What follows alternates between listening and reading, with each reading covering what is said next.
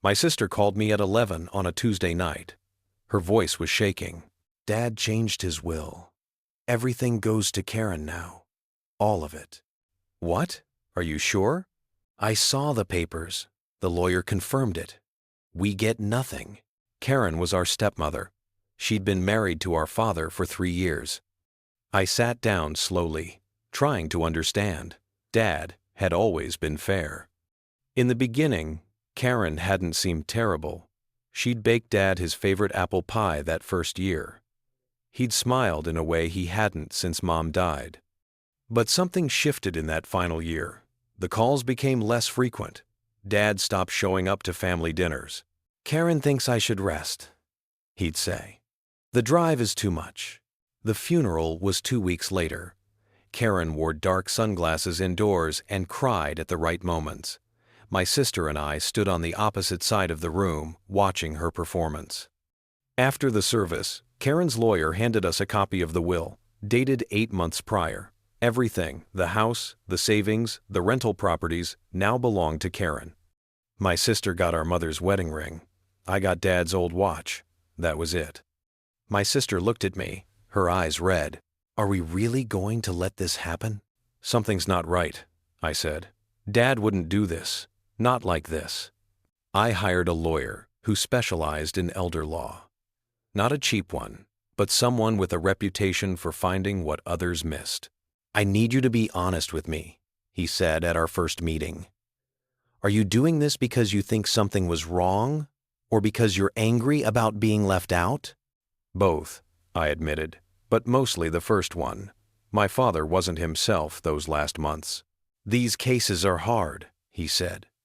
Proving undue influence isn't easy. The investigation took 8 months. What we found made my stomach turn. 4 months before the will was changed, Karen had taken Dad to a new doctor. Not his regular physician of 20 years, but someone across town. That doctor prescribed medications Dad had never needed before, things that clouded thinking and made people suggestible. The bank records told a troubling story. Small withdrawals at first, a few hundred here and there. Then larger amounts, 10,000, 20,000, always with Karen present. The bank teller testified that Dad seemed confused, that he'd asked the same questions multiple times. But the real breakthrough came from Dad's neighbor, Mrs. Patterson. She'd lived next door for 15 years. I tried to visit him, she told us. Karen answered the door and said he was sleeping, but I could see him through the window, just sitting there, looking lost. Once I caught him getting the mail, his eyes were empty somehow.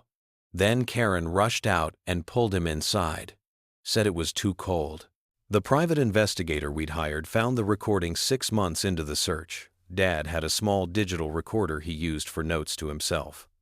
On it, his voice weak but clear. I don't understand why Karen needs me to sign these papers, he said. She says it's to protect everyone, but I can't think straight anymore. These pills make everything fuzzy. The date on that recording was 2 days before the will was signed. In court, Karen's lawyer dismissed our case as ungrateful children who couldn't accept their father's choices. Then Karen took the stand.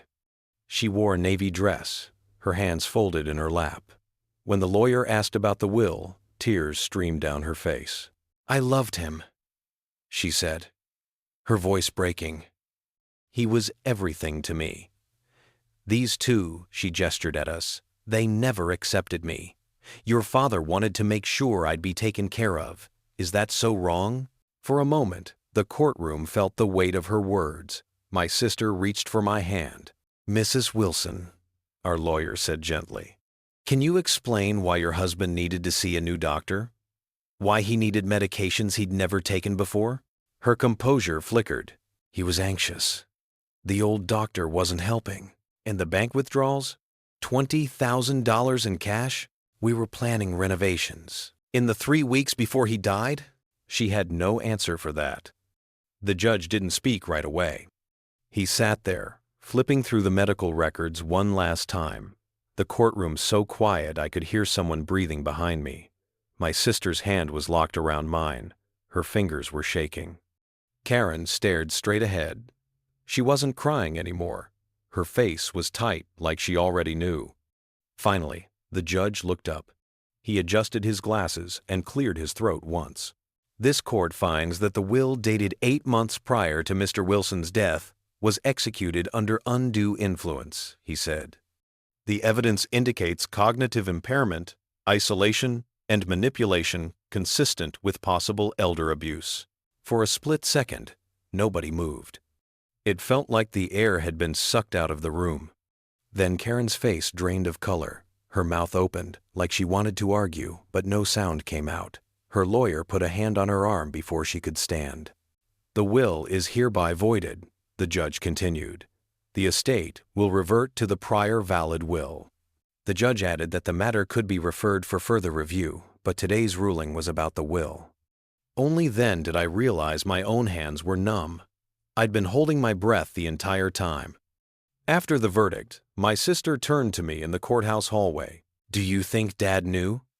"At the end?" "I think part of him did," I said. "That's why he made that recording."